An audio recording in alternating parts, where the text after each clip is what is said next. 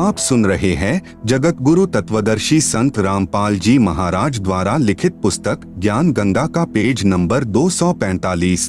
गीता अध्याय 15 श्लोक 1 से 4 तथा 16 से 17 में पूर्ण परमात्मा तथा परब्रह्म ब्रह्म आदि का निर्णायक ज्ञान है। गीता अध्याय 15 श्लोक 16 में कहा है कि पृथ्वी तत्व से निर्मित लोक यानी ब्रह्म के 21 ब्रह्मांड तथा परब्रह्म के 7 संख ब्रह्मांड पृथ्वी तत्व से बने होने के कारण एक लोक भी कहा जाता है। में 2 प्रभु है, एक अक्षर पुरुष अर्थात ब्रह्म, दूसरा अक्षर पुरुष अर्थात परब्रह्म। इन दोनों प्रभुओं के अंतर्गत जितने भी प्राणी हैं उनका तथा इन दोनों प्रभुओं के स्थूल शरीर तो नाशवान हैं तथा जीवात्मा अविनाशी कही गई है। गीता अध्याय 15 श्लोक 17 में कहा है कि वास्तव में पुरुषोत्तम अर्थात सर्वशक्तिमान परमेश्वर तो उपरोक्त दोनों से अन्य ही है, जो परमात्मा कहा जाता है, जो तीनों लोकों में प्रवेश करके सबका धारण पोषण करता है। वह वास्तव में अविनाशी परमेश्वर कहा जाता है। गीता अध्याय 15 के ही श्लोक 18 में गीता ज्ञान दाता यानी क्षर पुरुष ब्रह्म अपनी स्थिति बताते हुए कह रहा है कि मुझे तो लोकवेद यानी दंत कथा के आधार से पुरुषोत्तम कहते हैं, क्योंकि मैं अपने 21 ब्रह्मांडों में जितने भी प्राणी मेरे अधीन हैं, वे चाहे स्थूल शरीर में नाशवान है, चाहे आत्मा रूप में अविनाशी हैं, मैं उनसे उत्तम यानी श्रेष्ठ हूँ। इसलिए मैं लोकवेद के आधार से पुरुषोत्तम प्रसिद्ध हूँ। वास्तव में पुरुषोत्तम तो कोई और ही परमेश्वर है, जो गीता अध्याय 15 श्लोक 17 में कहा है। प्रश्न गीता अध्याय 10 श्लोक 2 में तथा 3 में कहा है कि मेरी उत्पत्ति को कोई नहीं जानता, जो मुझे अनादि अजन्मा तत्व से जानता है वह सर्व पापों से मुक्त हो जाता है। इससे स्पष्ट है कि ब्रह्म का जन्म नहीं है तथा सर्व पाप नष्ट कर देता है। उत्तर गीता अध्याय 10 श्लोक 2 को पुनर्पढ़े, जिसमें कहा है कि मेरी उत्पत्ति को न देवता यानी ब्रह्मा विष्णु तथा शिव आदि तथा न महर्षि जानते हैं, क्योंकि वे सर्व मुझसे उत्पन्न हुए हैं। इस श्लोक से स्वतः सिद्ध है कि गीता ज्ञान दाता प्रभु की उत्पत्ति अर्थात जन्म तो हुआ है, परंतु काल यानी ब्रह्म से उत्पन्न देवता तथा ऋषिजन नहीं जानते, क्योंकि वे काल से उत्पन्न हुए हैं। जैसे पिता के जन्म के विषय में बच्चे नहीं जानते, परंतु पिता का पिता अर्थात दादाजी ही बताता है। पूर्ण परमात्मा ने स्वयं काल लोक में प्रकट होकर ब्रह्म की उत्पत्ति के विषय में बताया है। कृपया पढ़ें सृष्टि रचना, इसी पुस्तक ज्ञान गंगा के पृष्ठ 22 से 74 तक। गीता अध्याय 10 श्लोक 3 का अनुवाद गलत किया है।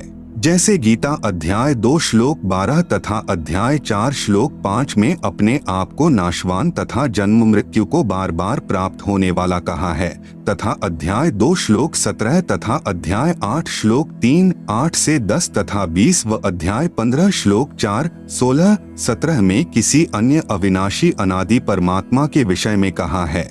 इसलिए गीता अध्याय 10 श्लोक 3 में कहा है कि जो मनुष्यों में विद्वान अर्थात तत्वदर्शी संत मुझे तथा उस अनादि वास्तव में जन्म रहित सर्व लोकों के महेश्वर अर्थात परमेश्वर को तत्व से जानता है, वह तत्वदर्शी संत सत ज्ञान उच्चारण करता है, जिससे सत साधना करके पाप से मुक्त हो जाता है।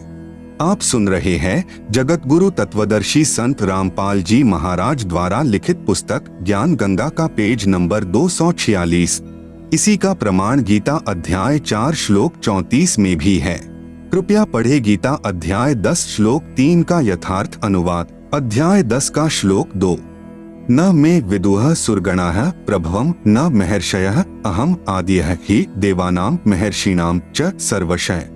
अनुवाद मैं यानी मेरी, प्रभवम यानी उत्पत्ति को, न यानी न सुरगणाः यानी देवता लोग जानते हैं, और न यानी न महर्षयः यानी महर्षिजन ही, विदुः यानी जानते हैं, ही यानी क्योंकि, अहम यानी मैं, सर्वशः यानी सब प्रकार से, देवानाम यानी देवताओं का, च यानी और, महर्षिनाम यानी महर्षियों का भी, आद्यः यानी आदि अर्थात उत्पत्ति का कारण हूँ।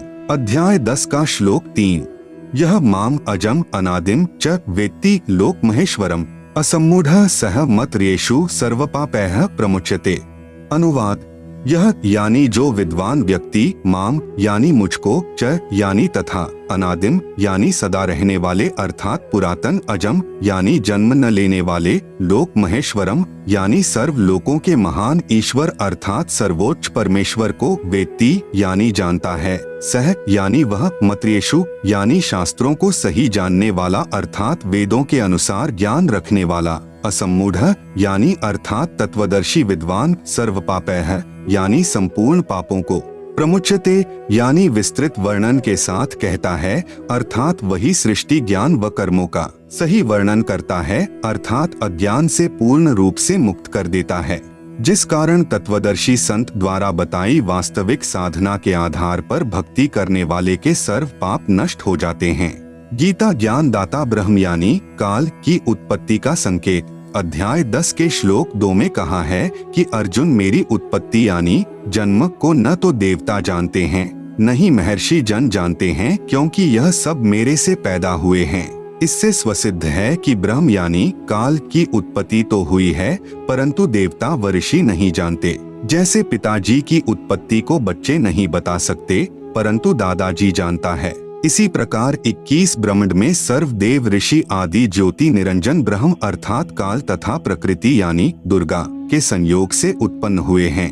इसलिए कह रहा है कि मेरी उत्पत्ति को 21 ब्रह्मांडों में कोई नहीं जानता, क्योंकि सर्व की उत्पत्ति मेरे से हुई है।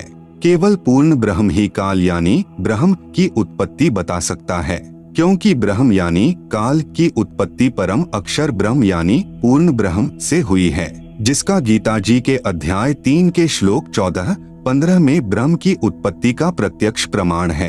अध्याय 10 के श्लोक 3 जो तत्वदर्शी अर्थात विद्वान व्यक्ति मुझे तथा कभी न जन्म लेने वाले सर्व लोकों के महेश्वर अर्थात अविनाशी परमात्मा को जानता है, वह चारों वेदों ऋग्वेद, सामवेद, यजुर्वेद तथा अथर्ववेद को जानता है, वह तत्वदर्शी संत है। आप सुन रहे हैं जगत गुरु तत्वदर्शी संत रामपाल जी महाराज द्वारा लिखित पुस्तक ज्ञान गंगा का पेज नंबर 247। उसके द्वारा बताए भक्ति मार्ग से साधना करने से सर्व पाप नष्ट हो जाते हैं। गीता जी के अध्याय 15 के श्लोक 16, 17, 18 में वर्णन है कि पूर्ण परमात्मा अविनाशी तो अन्य ही है, जो तीनों लोकों में प्रवेश करके सबका धारण पोषण करता है। मुझ यानी काल को तो केवल इसलिए पुरुषोत्तम कहते हैं क्योंकि मैं 21 ब्रह्मांडों में मेरे अधीन स्थूल शरीर में नाशवान प्राणियों तथा अविनाशी जीवात्मा से उत्तम हूँ। इसलिए मुझे लोक वेद अर्थात दंत कथाओं के आधार से पुरुषोत्तम कहा है, परंतु वास्तव में मैं अविनाशी या पालन करता नहीं हूँ। गीता जी के अध्याय नंबर 3 के श्लोक 14-15 में कहा है कि सर्वजीव अन्न से उत्पन्न होते हैं, अन्न वर्षा से होता है, वर्षा यज्ञ से होती है, यज्ञ शुभ कर्मों से, कर्म ब्रह्म से उत्पन्न हुए, ब्रह्म अविनाशी परमात्मा से उत्पन्न हुआ। वही अविनाशी सर्वव्यापक परमात्मा ही यज्ञों में प्रतिष्ठित है, यज्ञों में पूज्य है, वही यज्ञों का फल भी देता है, अर्थात वास्तव में अधियज्ञ भी वही है। फिर गीता जी के अध्याय 10 के श्लोक नंबर 2 में कहा है कि मेरी उत्पत्ति यानी प्रभवम को कोई नहीं जानता है। इससे सिद्ध है कि काल यानी ब्रह्म भी उत्पन्न हुआ है, इसलिए यह कहीं पर आकार में भी है। नहीं तो कृष्ण जी तो अर्जुन के सामने ही खड़े थे, वे तो कह ही नहीं सकते कि मैं अनादि अजम यानी अजन्मा हूँ। यह सर्वकाल यानी अदृश्य ब्रह्म ही श्री कृष्ण जी के शरीर में जीवस्थ रूप यानी प्रेतवत प्रवेश करके से बोलकर अपनी प्रतिष्ठा यानी स्थिति की सही जानकारी गीता रूप में दे गया। उपरोक्त विवरण से गीता जी में सिद्ध हुआ कि ब्रह्म की उत्पत्ति पूर्ण ब्रह्म से हुई है। यही प्रमाण अथर्ववेद कांड 4 अनुवाक 1 मंत्र 3 में भी है। कृपया निम्न पढ़े। कांड नंबर 4 अनुवाक नंबर 1 मंत्र नंबर 3। प्रयोजगे विद्वानस्य बंधुर्विश्वा देवानाम जनिमा विवक्ति ब्रह्म ब्रह्मण उज्जभार मध्यान्नी चैरुच्चैः स्वधा अभिप्रतस्थ प्र यह जगे विद्वानस्य बंधुः विश्वा देवानाम जनिमा विवक्ति ब्रह्म ब्रह्मण उज्जभार मध्यात् निचैः उच्चैः स्वधा अभियः प्रतस्थ। अनुवाद। प्र यानी सर्वप्रथम, देवानाम यानी देवताओं व ब्रह्मंडों की, जगे यानी उत्पत्ति के ज्ञान को, विद्वानस्य यानी जिज्ञासु भक्त का, यह यानी जो, बंधुः यानी वास्तविक साथी अर्थात पूर्ण परमात्मा ही अपने निज सेवक को जनिमा यानी सर्व की उत्पत्ति करता अपने द्वारा सृजन किए हुए को विवक्ति यानी स्वयं ही ठीक ठीक विस्तार पूर्वक बताता है कि ब्रह्मणः यानी पूर्ण परमात्मा ने मध्यात् यानी अपने मध्य से अर्थात शब्द शक्ति से ब्रह्म यानी ब्रह्मक्षर पुरुष अर्थात काल को उज्जभार यानी उत्पन्न करके विश्वा यानी सारे संसार को अर्थात सर्व लोकों को उच्चैः यानी ऊपर सतलोक आदि नीचैः यानी नीचे पर ब्रह्म व ब्रह्म के सर्व ब्रह्मंडक स्वधा यानी अपनी धारण करने वाली अभियः यानी आकर्षण शक्ति से प्रतस्थौ यानी दोनों को अच्छी प्रकार स्थित किया। आप सुन रहे हैं जगत गुरु तत्वदर्शी संत रामपाल जी महाराज द्वारा लिखित पुस्तक ज्ञान गंगा का पेज नंबर 248। भावार्थ पूर्ण परमात्मा अपने द्वारा रची सृष्टि का ज्ञान तथा सर्व आत्माओं की उत्पत्ति का ज्ञान अपने निजी दास को स्वयं ही सही बताता है कि पूर्ण परमात्मा ने अपने मध्य अर्थात अपने शरीर से अपनी शब्द शक्ति के द्वारा ब्रह्म यानी शर पुरुष काल की उत्पत्ति की तथा सर्व ब्रह्मंडों को ऊपर सतलोक अलखलोक अगमलोक अनामी लोक आदि तथा नीचे पर ब्रह्म के साथ संख ब्रह्मंड तथा ब्रह्म के 21 ब्रह्मंडों को अपनी धारण करने वाली आकर्षण शक्ति से ठहराया हुआ है। जैसे पूर्ण परमात्मा कबीर परमेश्वर यानी कबीरदेव ने अपने निजी सेवक अर्थात सखा श्री धर्मदास जी आदरणीय गरीबदास जी आदि को अपने द्वारा रची सृष्टि का ज्ञान स्वयं ही बताया। उपरोक्त वेद मंत्र भी यही समर्थन कर रहा है। कांड नंबर 4 अनुवाक नंबर 1 मंत्र 7 यो थर्वाणम पितरम देव बंधुम बृहस्पतिम नमसाव च गच्छात त्वं विश्वेशाम जनिता यथा स कविर्देवो न दभायत स्वधावान। यह थर्वाणम पितरम देवबंधुम बृहस्पतिम नमसा अव च गच्छात्वं विश्वेशाम जनिता यथा स कविर्देवः न दभायत स्वधावान। अनुवाद यह यानी जो अथर्वाणम यानी अचल अर्थात अविनाशी पितरम यानी जगत पिता देवबंधुम यानी भक्तों का वास्तविक साथी अर्थात आत्मा का आधार बृहस्पतिम यानी जगत गुरु च यानी तथा नमसा यानी विनम्र पुजारी अर्थात विधिवत साधक को अव यानी सुरक्षा के साथ गच्छात यानी सतलोक गए हुओं को सतलोक ले जाने वाला विश्वेशाम यानी सर्व ब्रह्मंडों की जनिता यानी रचना करने वाला जगदम्बा अर्थात माता वाले गुणों से भी युक्त न दभायत यानी काल की तरह धोखा न देने वाले स्वधावान यानी स्वभाव अर्थात गुणों वाला यथा यानी ज्यों का त्यों अर्थात वैसा ही सह यानी वह त्वम यानी आप कबीरदेवः कबीर देवः यानी कबीरदेव है अर्थात भाषा भिन्न इसे कबीर परमेश्वर भी कहते हैं। भावार्थ इस मंत्र में यह भी स्पष्ट कर दिया कि उस परमेश्वर का नाम कबीरदेव अर्थात कबीर परमेश्वर है जिसने सर्व रचना की है। जो परमेश्वर अचल अर्थात वास्तव में अविनाशी गीता अध्याय 15 श्लोक 16-17 में भी प्रमाण है। जगत गुरु आत्माधार जो पूर्ण मुक्त होकर सतलोक गए हैं उनको सतलोक ले जाने वाला सर्व ब्रह्मंडों का रचनहार काल यानी ब्रह्म की तरह धोखा न देने वाला ज्यों का त्यों वह स्वयं कबीरदेव अर्थात कबीर प्रभु है। यही परमेश्वर सर्व ब्रह्मंडों व प्राणियों को अपनी शब्द शक्ति से उत्पन्न करने के कारण जनिता यानी माता भी कहलाता है तथा पितरम यानी पिता तथा बंधु यानी भाई भी वास्तव में यही है तथा देव यानी परमेश्वर भी यही है। इसलिए इसी कबीरदेव यानी कबीर परमेश्वर की स्तुति किया करते हैं।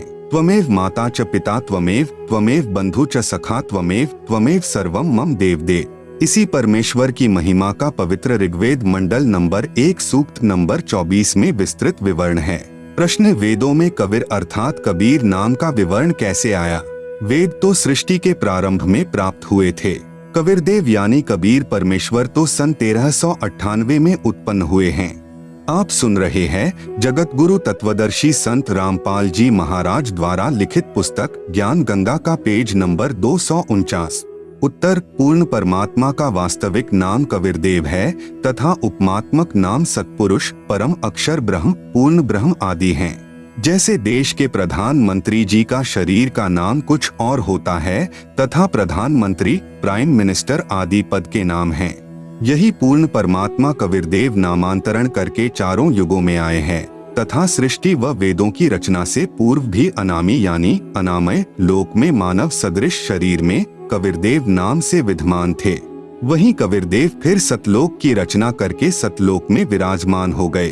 तत्पश्चात परब्रह्म तथा ब्रह्म के सर्व लोकों व वेदों की रचना की, इसलिए वेदों में कबीरदेव का विवरण है।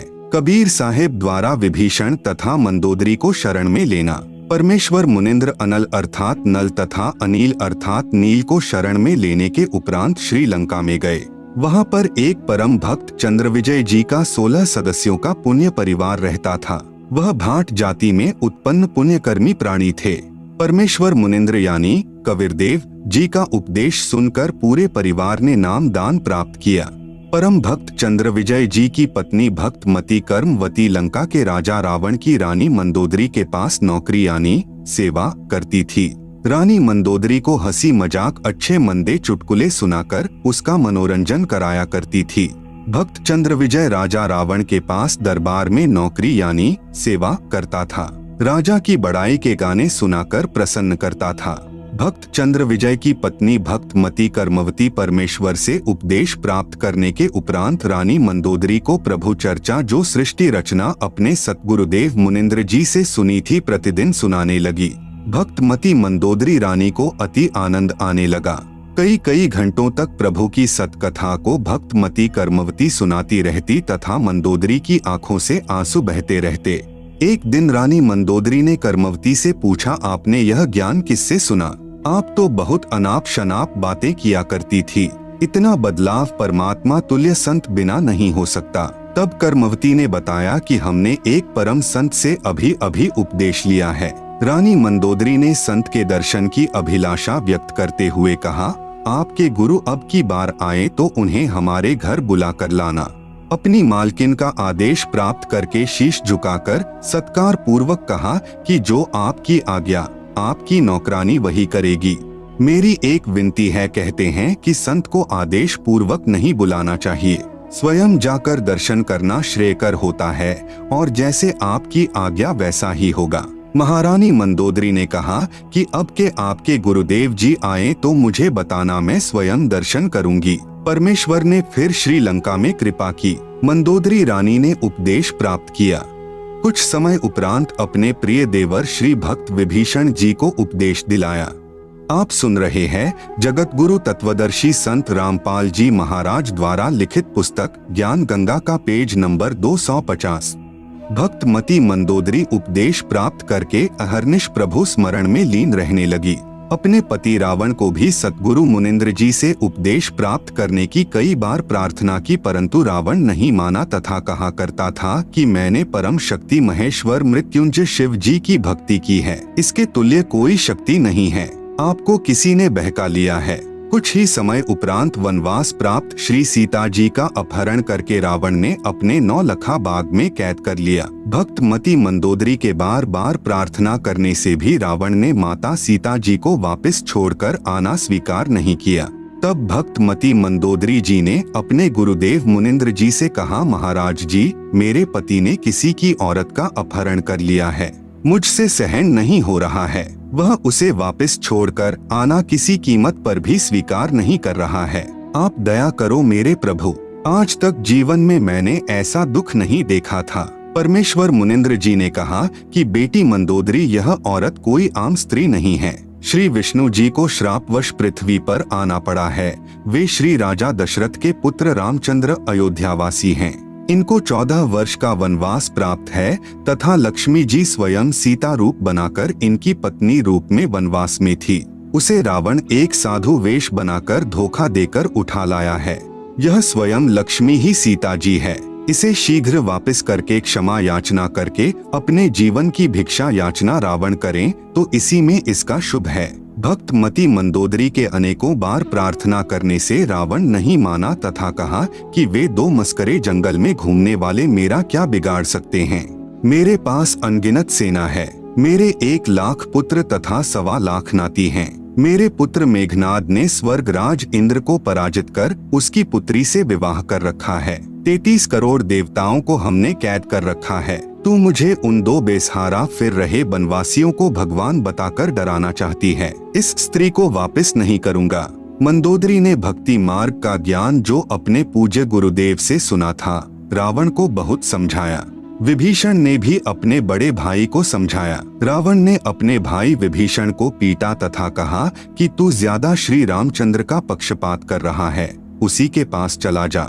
एक दिन भक्त मती मंदोदरी ने अपने पूज्य गुरुदेव से प्रार्थना की कि हे गुरुदेव, मेरा सुहाग उजड़ रहा है, एक बार आप भी मेरे पति को समझा दो। यदि वह आपकी बात को नहीं मानेगा तो मुझे विधवा होने का दुख नहीं होगा।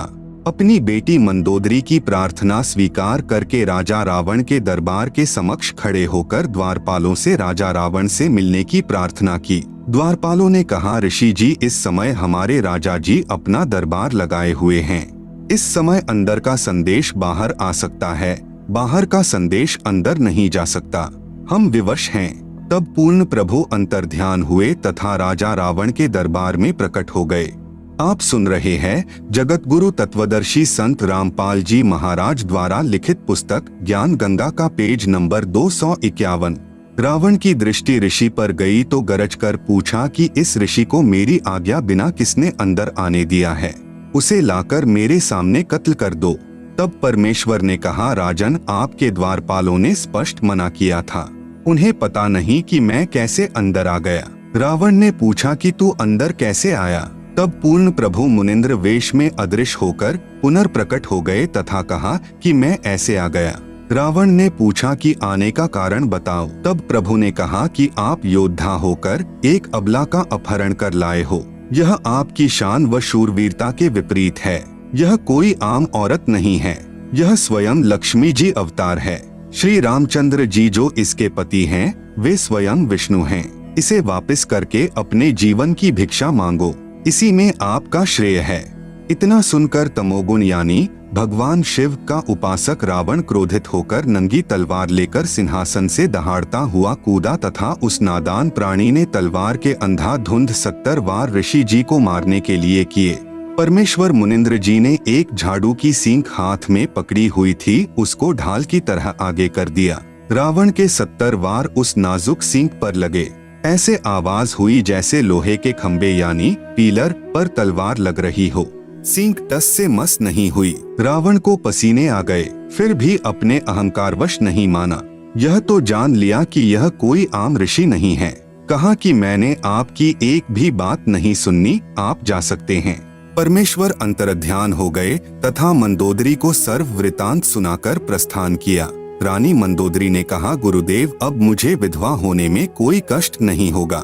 श्री रामचंद्र व रावण का युद्ध हुआ, रावण का वध हुआ। जिस लंका के राज्य को रावण ने तमोगुण भगवान शिव की कठिन साधना करके 10 बार शीश न्यौछावर करके प्राप्त किया था, वह क्षणिक सुख भी रावण का चला गया तथा नरक का भागी हुआ। इसके विपरीत पूर्ण परमात्मा के सतनाम साधक विभीषण को बिना कठिन साधना किए पूर्ण प्रभु की कृपा से लंका देश का राज्य भी प्राप्त हुआ। हजारों वर्षों तक विभीषण ने लंका का राज्य का सुख भोगा तथा प्रभु कृपा से राज्य में पूर्ण शांति रही। सभी राक्षस वृत्ति के व्यक्ति विनाश को प्राप्त हो चुके थे। भक्त मती मंदोदरी तथा भक्त विभीषण तथा परम भक्त चंद्रविजय जी के परिवार के पूरे 16 सदस्य तथा अन्य जिन्होंने पूर्ण परमेश्वर का उपदेश प्राप्त करके आजीवन मर्यादावत सतभक्ति की, वे सर्व साधक यहाँ पृथ्वी पर भी सुखी रहे तथा अंत समय में परमेश्वर के विमान में बैठकर सतलोक यानी शाश्वतम स्थानम में चले गए। इसीलिए पवित्र गीता अध्याय 7 मंत्र 12 से 15 में कहा है कि तीनों गुणों यानी रजगुण ब्रह्मा जी, सतगुण विष्णु जी, तमगुण शिव जी की साधना से मिलने वाली क्षणिक सुविधाओं के द्वारा जिनका ज्ञान हरा जा चुका है, वे राक्षस स्वभाव वाले मनुष्यों में नीच दुष्कर्म करने वाले मूर्ख मुझ यानी काल ब्रह्म को भी नहीं भजते। आप सुन रहे हैं जगत गुरु तत्वदर्शी संत रामपाल जी महाराज द्वारा लिखित पुस्तक ज्ञान गंगा का पेज नंबर 252। फिर गीता अध्याय 7 मंत्र 18 में गीता बोलने वाला यानी काल ब्रह्म प्रभु कह रहा है कि कोई एक उदार आत्मा मेरी यानी ब्रह्म की ही साधना करता है, क्योंकि उनको तत्वदर्शी संत नहीं मिला। वे भी नेक आत्माएं मेरी अनुत्तमाम यानी अति अश्रेष्ठ गतिम यानी मुक्ति की स्थिति में आश्रित रह गए।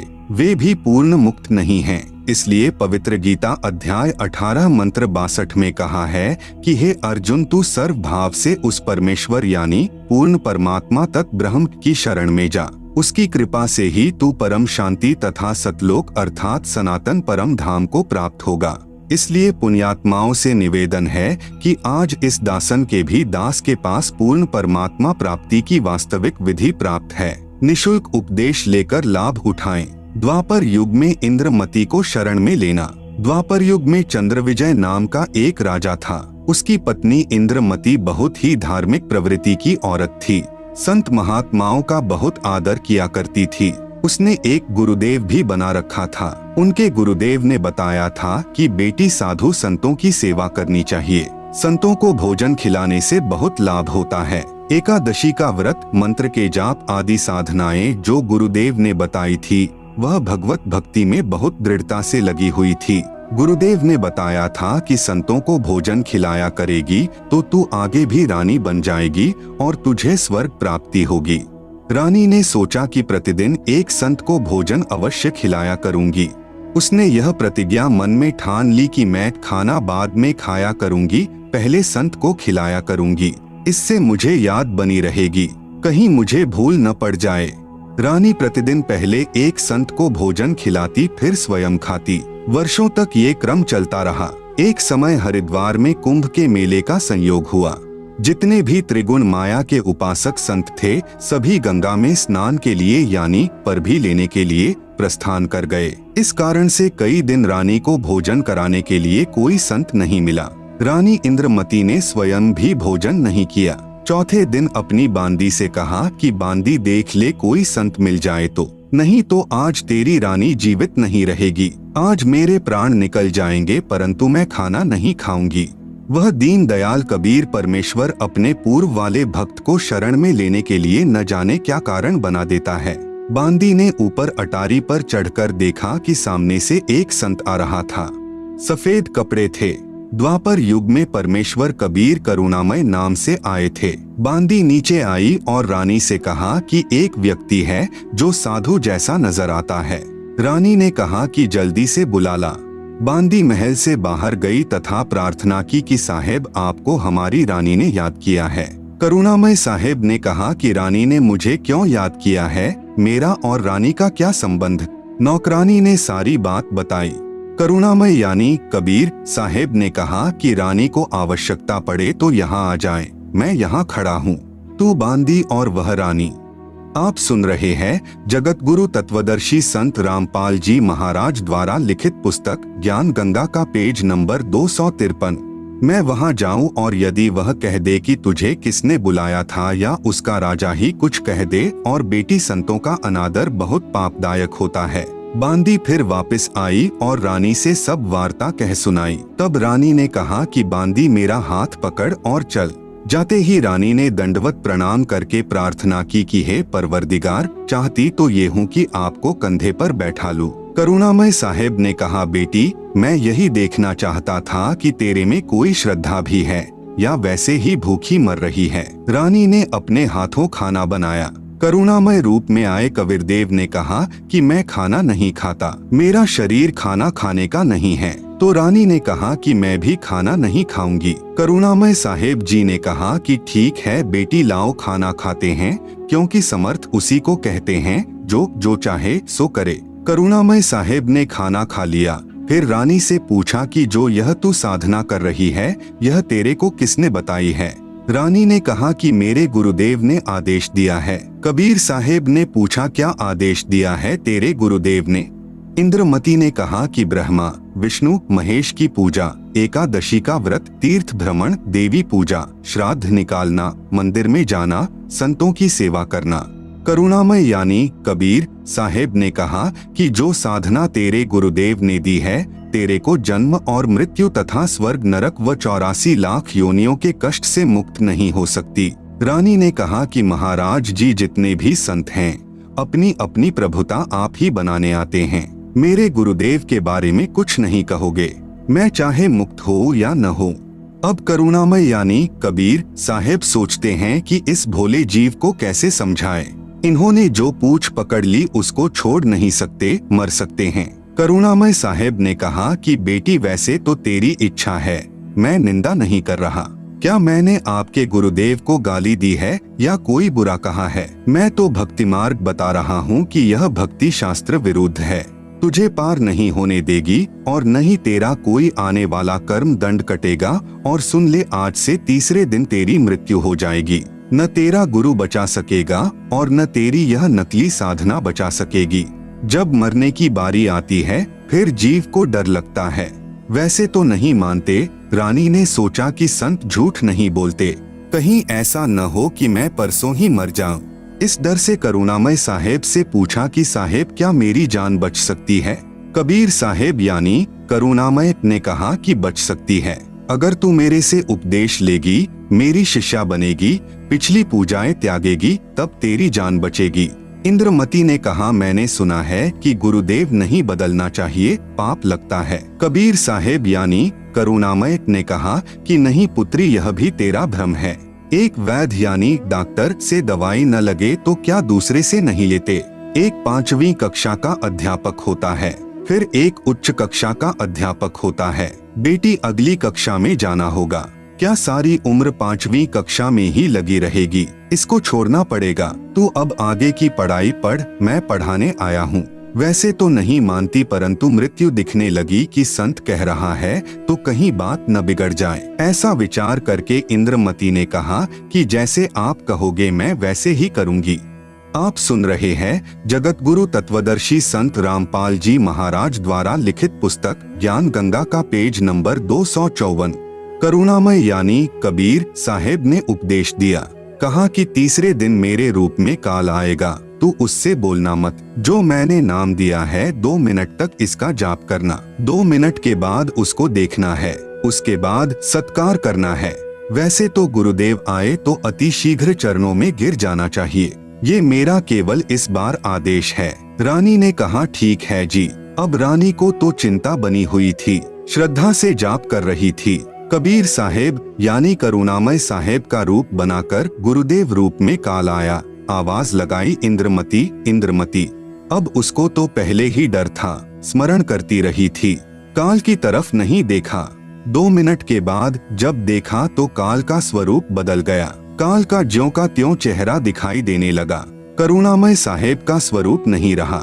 जब काल ने देखा कि तेरा तो स्वरूप बदल गया, वह जान गया कि इसके पास कोई शक्ति युक्त मंत्र है। यह कहकर चला गया कि तुझे फिर देखूंगा, अब तो बच गई। रानी बहुत खुश हुई, फूली नहीं समाई। कभी अपनी बांदियों को कहने लगी कि मेरी मृत्यु होनी थी, मेरे गुरुदेव ने मुझे बचा दिया। राजा के पास गई तथा कहा कि आज मेरी मृत्यु होनी थी, मेरे गुरुदेव ने रक्षा कर दी, मुझे लेने के लिए काल आया था। राजा ने कहा कि तू ऐसे ही ड्रामे करती रहती है, काल आता तो क्या तुझे छोड़ जाता? ये संत वैसे बहका देते हैं, अब इस बात को वह कैसे माने? खुशी खुशी में रानी लेट गई। कुछ देर के बाद सर्प बनकर काल फिर आया और रानी को डस लिया। जो ही सर्प ने डसा रानी को पता चल गया। रानी जोर से चिल्लाई, मुझे सांप ने डंस लिया। नौकर भागे। देखते ही देखते एक मोरी यानी पानी निकलने का छोटा छिद्र में से वह सर्प निकल गया। अपने गुरुदेव को पुकार कर रानी बेहोश हो गई। करुणामय यानी कबीर साहेब वहां प्रकट हो गए। लोगों को दिखाने के लिए मंत्र बोला। वे तो बिना मंत्र भी जीवित कर सकते हैं, किसी जंत्र मंत्र की आवश्यकता नहीं। इंद्रमती को जीवित कर दिया। रानी ने बड़ा शुक्र मनाया कि हे बंदी छोड़, यदि आज आपकी शरण में नहीं होती तो मेरी मृत्यु हो जाती। साहेब ने कहा कि इंद्रमती, इस काल को मैं तेरे घर में घुसने भी नहीं देता, तेरे पर यह हमला भी नहीं करता, परंतु तुझे विश्वास नहीं होता।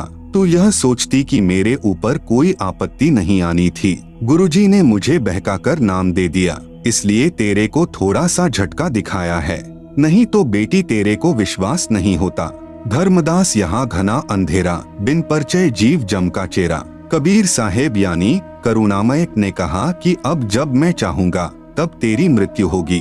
गरीबदास जी कहते हैं कि गरीब काल डरे करतार से, जय जय जय जगदीश, जौरा जौरी झाड़ती पग रज डारे शीश। यह काल कबीर भगवान यानी कबीर परमेश्वर से डरता है और यह मौत कबीर साहेब के जूते झाड़ती है, अर्थात नौकर तुल्य है। फिर उस धूल को अपने सिर पर लगाती है कि आप जिसको मारने का आदेश दोगे उसके पास जाऊंगी, नहीं मैं नहीं जाऊंगी। आप सुन रहे हैं जगत गुरु तत्वदर्शी संत रामपाल जी महाराज द्वारा लिखित पुस्तक ज्ञान गंगा का पेज नंबर 255। गरीब काल जो पीसे पीसना, जौरा है पनिहार, ये दो असल मजूर हैं मेरे साहेब के दरबार। यह काल जो यहाँ का 21 ब्रह्मांड का भगवान यानी ब्रह्म है, जो ब्रह्मा विष्णु महेश का पिता है, ये तो मेरे कबीर साहेब का आटा पीसता है अर्थात पक्का नौकर है, और जौरा यानी मौत मेरे कबीर साहेब का पानी भरती है अर्थात एक विशेष नौकरानी है। यह दो असल मजूर मेरे साहेब के दरबार में हैं। कुछ दिनों के बाद साहेब फिर आए। रानी इंद्रमती को सतनाम प्रदान किया। फिर कुछ समय के उपरांत करुणामय साहेब ने रानी इंद्रमती की अति श्रद्धा देखकर सारनाम दिया, शब्द की उपलब्धि करवाई। जब साहेब जाते रहते थे तो इंद्रमती प्रार्थना किया करती थी कि मेरे पति राजा को समझाओ मालिक, यह भी मान जाए, आपके चरणों में आ जाए तो मेरा जीवन सफल हो जाए। चंद्र विजय से कबीर साहेब ने प्रार्थना की कि चंद्र विजय आप भी नाम लो, यह 2 दिन का राज और ठाठ है, फिर 84 लाख योनियों में प्राणी चला जाएगा। चंद्र विजय ने कहा कि भगवान मैं तो नाम लूं नहीं और आपकी शिष्या को मना करूं नहीं, चाहे सारे खजाने को ही दान करो, चाहे किसी प्रकार का सत्संग करवाओ, मैं मना नहीं करूंगा। कबीर साहेब यानी करुणामय ने पूछा आप नाम क्यों नहीं लोगे? चंद्र विजय राजा ने कहा कि मैंने तो बड़े बड़े राजाओं की पार्टियों में जाना पड़ता है। करुणामय यानी कबीर साहेब ने कहा कि पार्टियों में जाने में नाम क्या बाधा करेगा, सभा में जाओ, वहाँ काजू खाओ, दूध पी लो, शरबत यानी जूस पी लो, शराब मत प्रयोग करो, शराब पीना महापाप है। परंतु राजा नहीं माना। रानी की प्रार्थना पर करुणामय यानी कबीर साहेब ने राजा को फिर समझाया कि नाम के बिना ये जीवन ऐसे ही व्यर्थ हो जाएगा, आप नाम ले लो। राजा ने फिर कहा कि गुरुजी मुझे नाम के लिए मत कहना, आपकी शिष्या को मैं मना नहीं करूंगा, चाहे कितना दान करे, कितना सत्संग करवाए। साहेब ने कहा कि बेटी इस 2 दिन के सुख को देखकर इसकी बुद्धि भ्रष्ट हो चुकी है, तू प्रभु के चरणों में लगी रह, अपना आत्म कल्याण करवा। यहाँ कोई किसी का पति नहीं, कोई किसी की पत्नी नहीं, 2 दिन का संबंध है, अपना कर्म बना बेटी। जब इंद्रमती 80 वर्ष की बुढ़िया हो जाती है, कहाँ 40 साल की उम्र में मर जाना था। जब शरीर भी हिलने लगा तब करुणामय साहेब बोले अब बोल इंद्रमती क्या चाहती है, चलना चाहती है सतलोक? इंद्रमती ने कहा कि साहेब तैयार हूँ, बिल्कुल तैयार हूँ दाता। करुणामय साहेब ने कहा कि तेरी पोते या पोती में कोई ममता तो नहीं है? रानी ने कहा बिल्कुल नहीं साहेब, आपने ज्ञान ही ऐसा निर्मल दे दिया, इस गंदे लोक की क्या इच्छा करूं? कबीर साहेब यानी करुणामय जी ने कहा कि चल बेटी। रानी प्राण त्याग गई। साहेब कबीर यानी करुणामय रानी इंद्रमती की आत्मा को ऊपर ले गए। इसी ब्रह्मांड में एक मानसरोवर है। आप सुन रहे हैं जगत गुरु तत्वदर्शी संत रामपाल जी महाराज द्वारा लिखित पुस्तक ज्ञान गंगा का पेज नंबर 256। उस मानसरोवर पर जाकर इस आत्मा को स्नान कराना होता है। इस प्राणी को वहाँ साहेब कुछ समय तक रखते हैं। अब पूछते हैं कि अब फिर बता दे कि तेरी कुछ इच्छा हो तो दोबारा जन्म लेना पड़ेगा, यदि मन में इच्छा रह गई तो सतलोक नहीं जा सकती। इंद्रमती ने कहा साहेब आप तो अंतर्यामी हो, कोई इच्छा नहीं है, आपके चरणों की इच्छा है, लेकिन एक मन में शंका बनी हुई है कि मेरा जो पति था उसने मुझे किसी भी धार्मिक कर्म में कभी मना नहीं किया, नहीं तो आजकल के पति अपनी पत्नियों को बाधा कर देते हैं। यदि वह मुझे मना कर देता तो मैं आपके चरणों में नहीं लग पाती, मेरा कल्याण नहीं होता। उसका इस शुभ कर्म में सहयोग का कुछ लाभ मिलता हो तो कभी उस पर भी दया करना दाता। अब साहेब ने देखा कि यह नादान इसके पीछे फिर लटक गई। साहेब बोले ठीक है बेटी, अभी तू 2-4 वर्ष यहाँ रह। अब 2 वर्ष के बाद राजा भी मरने लगा, क्योंकि नाम ले नहीं रखा था। यम के दूत आए, राजा चौक में चक्कर खाकर गिर गया। यम के दूतों ने उसकी गर्दन को दबाया, राजा की टट्टी और पेशाब निकल गया। करुणामय यानी कबीर साहेब ने रानी को कहा कि देख तेरे राजा की क्या हालत हो रही है, वहाँ से साहेब दिखा रहे हैं। तब रानी ने कहा कि देख लो दाता, यदि उसका भक्ति में सहयोग का कोई फल बनता हो तो दया कर लो। रानी को फिर भी थोड़ी सी ममता बनी थी।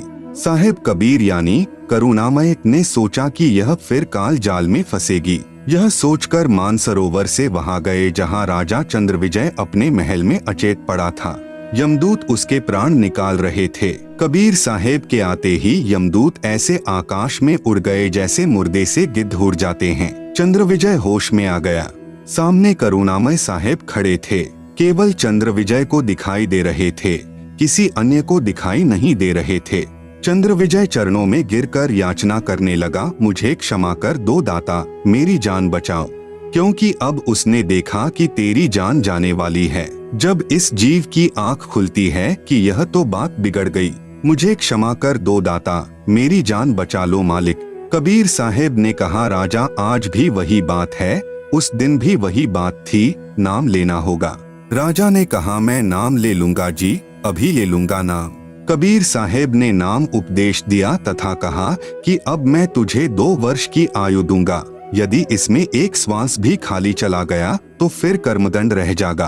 कबीर, जीवन तो थोड़ा भला, जैसत सुमरण हो, लाख वर्ष का जीवना, लेखे धरे ना को। शुभ कर्म में सहयोग दिया हुआ पिछला कर्म और साथ में श्रद्धा से 2 वर्ष के स्मरण से तथा तीनों नाम प्रदान करके कबीर साहेब चंद्रविजय को भी पार कर ले गए। बोलो सतगुरु देव की जय। जय बंदी छोड़। परमेश्वर कबीर साहेब जी सच्चे श्रद्धालु की आयु बढ़ा देता है तथा उसके परिवार की भी रक्षा करता है। उपरोक्त विवरण से सिद्ध हुआ। यह प्रमाण बहुत पहले के हैं। वर्तमान में साधारण व्यक्ति विश्वास नहीं करता। वर्तमान में पूज्य कबीर परमेश्वर की शक्ति से मुझ दास के द्वारा हुए कष्ट निवारण तथा आयु वृद्धि के ढेर सारे प्रमाण पढ़े पुस्तक परमेश्वर का सार संदेश आप सुन रहे हैं। जगत गुरु तत्वदर्शी संत रामपाल जी महाराज द्वारा लिखित पुस्तक ज्ञान गंगा का पेज नंबर 257। पवित्र पुराणों का रहस्य। पुराणों को समझने के लिए कृपया ध्यान रहे कि श्री ब्रह्मा पुराण, श्री विष्णु पुराण तथा श्री शिव पुराण ब्रह्म की लीला से प्रारंभ होते हैं, जिसे प्रथम अव्यक्त गीता अध्याय 7 श्लोक 25 में कहा है, जो गीता अध्याय 11 श्लोक 32 में कहता है कि मैं काल हूँ। इसी को क्षर पुरुष तथा ज्योति निरंजन भी कहा जाता है। यही सदाशिव काल रूपी ब्रह्म भी कहलाता है। यही ब्रह्मांड में एक ब्रह्मलोक की रचना करके उसके ऊपरी हिस्से में रहता है। यही महाविष्णु, महाब्रह्मा तथा महाशिव कहलाता है तथा उस क्षेत्र को काशी भी कहते हैं। उसी में रजगुण प्रधान, सतगुण प्रधान, तमगुण प्रधान 3 स्थान बनाकर अपनी पत्नी दुर्गा यानी महालक्ष्मी को साथ रखकर 3 पुत्रों रजगुण श्री ब्रह्मा जी, सतगुण श्री विष्णु जी, तमगुण श्री शिव जी की उत्पत्ति करके अचेत कर देता है। अचेत अवस्था में ही इनकी परवरिश करता रहता है। जवान होने पर श्री ब्रह्मा जी को कमल के फूल पर, श्री विष्णु जी को शेषनाग पर तथा श्री शिव को कैलाश पर्वत पर चेत कर देता है। इन तीनों प्रभुओं को स्वयं ज्ञान नहीं कि हमारा उत्पत्तिकर्ता कौन है। यही काल रूपी ब्रह्म ही विष्णु रूप धारण करके अपनी नाभि से कमल उत्पन्न करके उस पर श्री ब्रह्मा जी को रखकर होश में कर देता है। यही जब चाहे श्री ब्रह्मा, श्री विष्णु, श्री शिव रूप धारण करके दृष्टिगोचर होता है। यह काल अपने वास्तविक रूप में कभी प्रकट नहीं होता, जो काल ने श्रीमद् भगवत गीता जी का ज्ञान देते समय दिखाया था। गीता अध्याय 10 तथा 11 में प्रमाण है। श्रीमद् भगवत गीता अध्याय 11 श्लोक 47-48 में कहा है कि हे अर्जुन, यह मेरा वास्तविक काल रूप तेरे अतिरिक्त न तो पहले किसी ने देखा है तथा न ही आगे कोई देख सकता है। यह तो मैंने तेरे ऊपर अनुग्रह करके दिखाया है। यह मुझ ब्रह्म का 1000 भुजाओं व नेत्रों आदि वाला काल रूप वेदों में वर्णित विधि से जैसे यज्ञ, ओम नाम के जाप आदि से कभी नहीं देखा जा सकता।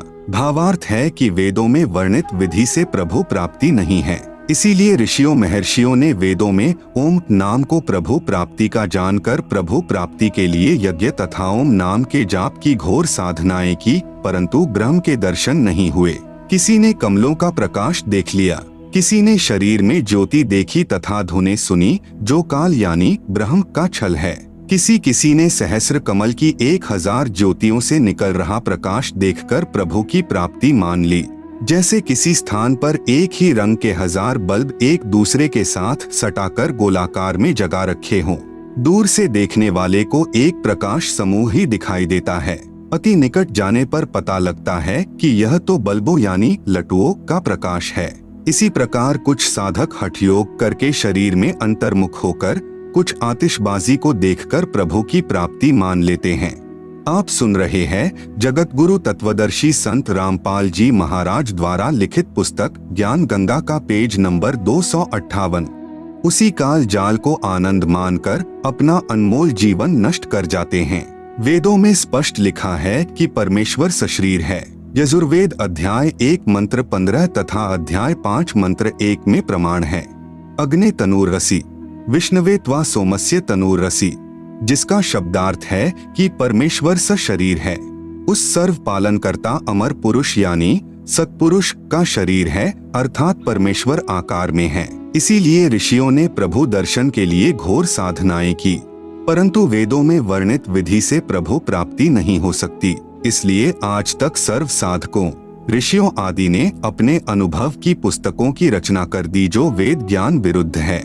अब सर्व भक्त समाज पवित्र वेदों के स्थान पर अन्य महर्षियों या संतों के अनुभव से बनी पुस्तकों के ज्ञान पर आधारित हो चुका है। पवित्र वेदों तथा श्रीमद् भगवत गीता जी का ज्ञान दाता ब्रह्म कह रहा है कि तीनों गुण यानी रजगुण ब्रह्मा जी, सतगुण विष्णु जी, तमगुण शिव जी इष्ट रूप में पूजा के योग्य नहीं हैं, क्योंकि यह भी नाशवान है तथा कर्म का फल ज्यों का त्यों ही देते हैं। पाप क्षमा यानी नाश नहीं कर सकते। इनके पुजारी भक्तों को प्रारब्ध में लिखे कष्ट को भोगना ही पड़ता है।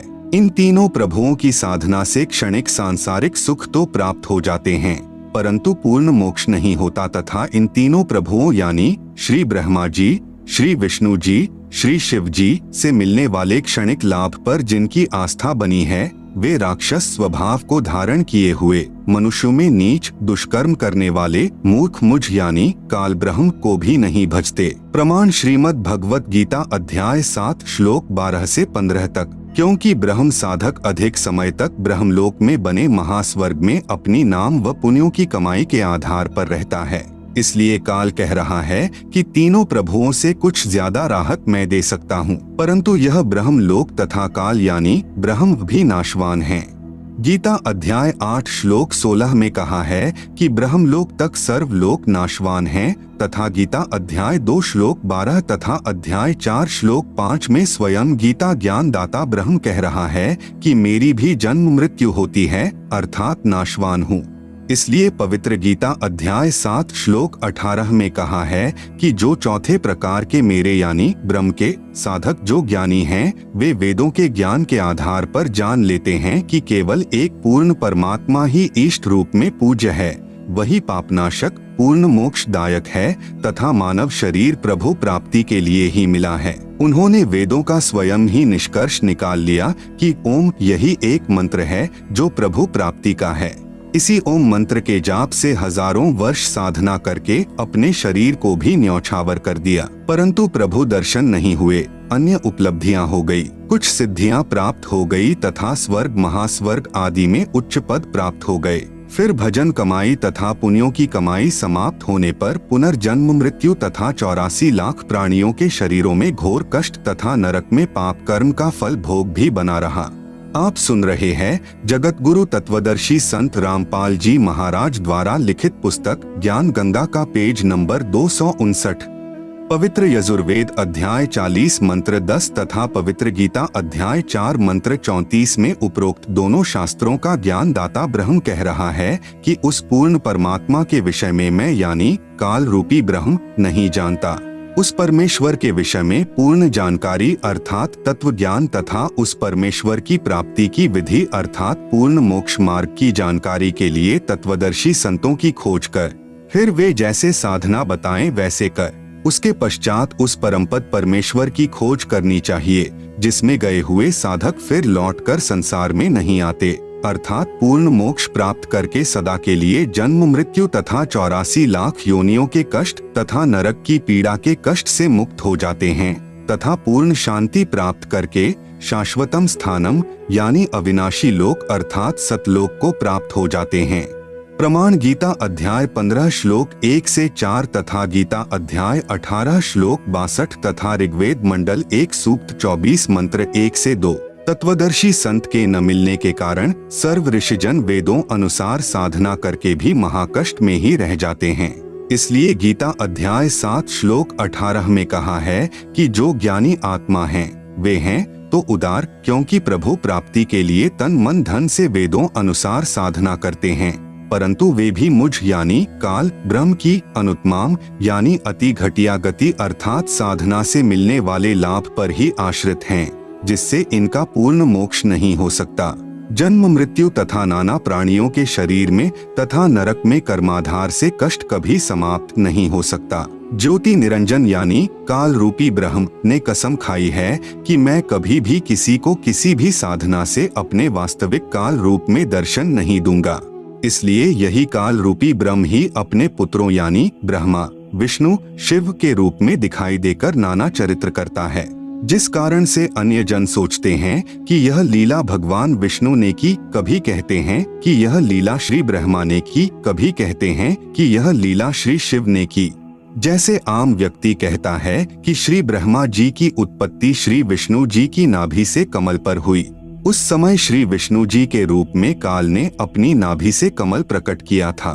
ब्रह्मा पुराण सृष्टि का वर्णन नामक अध्याय में श्री लोमहर्षण ऋषि, जिसे सूत जी भी कहा जाता है, ने अपने गुरुदेव श्री व्यास ऋषि से सुना ज्ञान कहा है।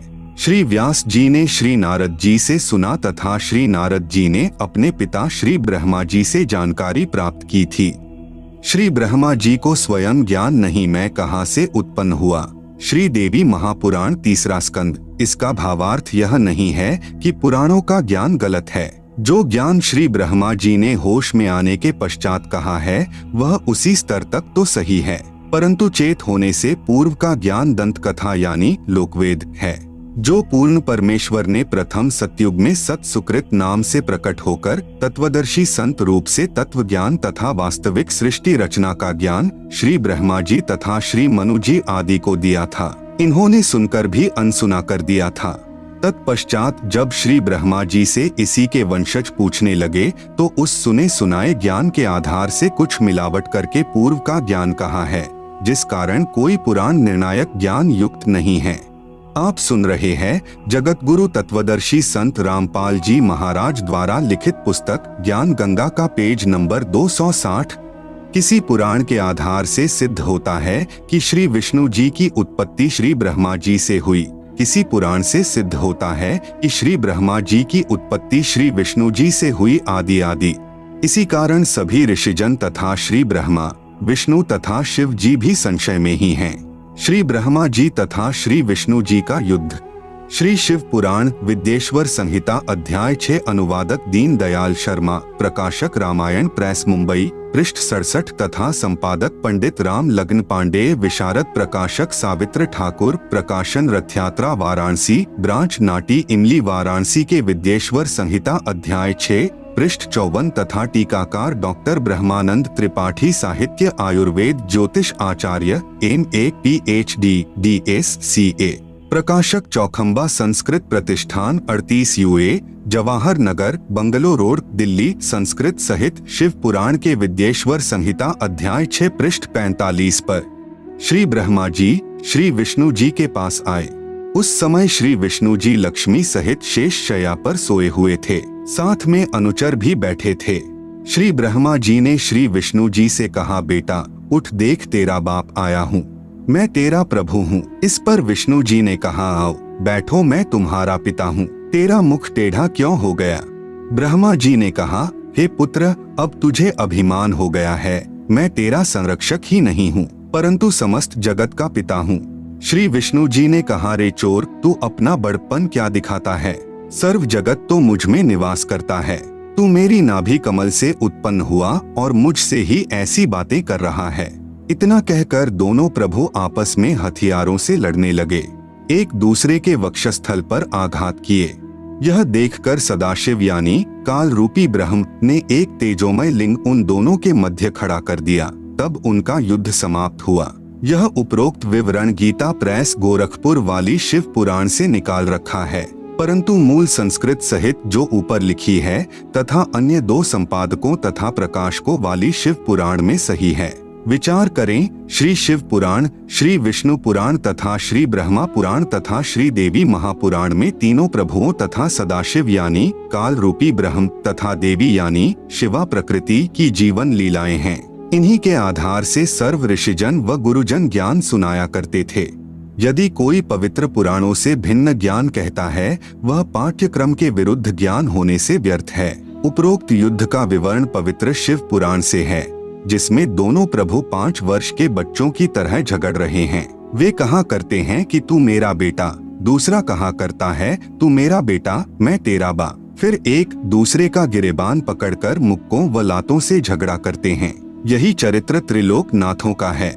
आप सुन रहे हैं जगत गुरु तत्वदर्शी संत रामपाल जी महाराज द्वारा लिखित पुस्तक ज्ञान गंगा का पेज नंबर 261।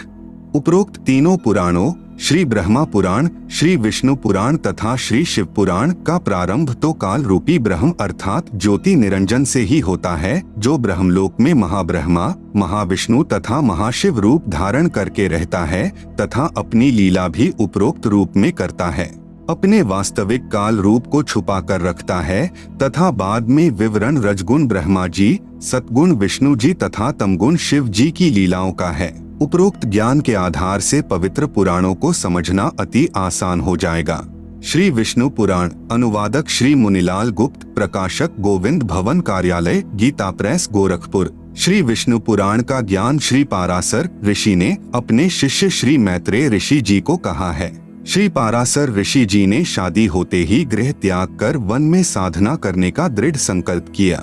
उसकी धर्मपत्नी ने कहा, अभी तो शादी हुई है, अभी आप घर त्याग कर जा रहे हो, संतान उत्पत्ति करके फिर साधना के लिए जाना।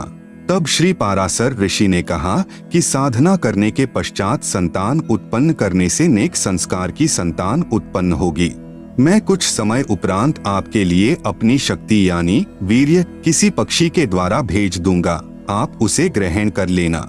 यह कहकर घर त्याग कर वानप्रस्थ हो गया। 1 वर्ष साधना के उपरांत अपना वीर्य निकालकर एक वृक्ष के पत्र में बंद करके अपनी मंत्र शक्ति से शुक्राणु रक्षा करके एक कौवे से कहा कि यह पत्र मेरी पत्नी को देकर आओ। कौवा उसे लेकर दरिया के ऊपर से उड़ा जा रहा था। उसकी चोंच से वह पत्र दरिया में गिर गया। उसे एक मछली ने खा लिया। कुछ महीनों उपरांत उस मछली को एक मल्हा ने पकड़कर काटा। उसमें से एक लड़की निकली। मल्हा ने लड़की का नाम सत्यवती रखा। वही लड़की मछली के उदर से उत्पन्न होने के कारण मछोदरी नाम से भी जानी जाती थी। नाविक ने सत्यवती को अपनी पुत्री रूप में पाला। कौवे ने वापस जाकर श्री पाराशर जी को सर्व वृतांत बताया। जब साधना समाप्त करके श्री पाराशर जी 16 वर्ष उपरांत वापस आ रहे थे, दरिया पार करने के लिए मलाह को पुकार कर कहा कि मुझे शीघ्र दरिया से पार कर, मेरी पत्नी मेरी प्रतीक्षा कर रही है। उस समय मलाह खाना खा रहा था तथा श्री पाराशर ऋषि के बीज से मछली से उत्पन्न 14 वर्षीय युवा कन्या अपने पिता का खाना लेकर वहीं पर उपस्थित थी। मलाह को ज्ञान था कि साधना तपस्या करके आने वाला ऋषि सिद्धि युक्त होता है, आज्ञा का शीघ्र पालन न करने के कारण श्राप दे देता है। मलाह ने कहा, ऋषिवर मैं खाना खा रहा हूँ, अधूरा खाना छोड़ना अन्नदेव का अपमान होता है, मुझे पाप लगेगा। परंतु श्री पाराशर जी ने एक नहीं सुनी। ऋषि को अति उतावला जानकर मल्लाह ने अपनी युवा पुत्री से ऋषि जी को पार छोड़ने को कहा। पिताजी का आदेश प्राप्त कर पुत्री नौका में ऋषि पाराशर जी को लेकर चल पड़ी।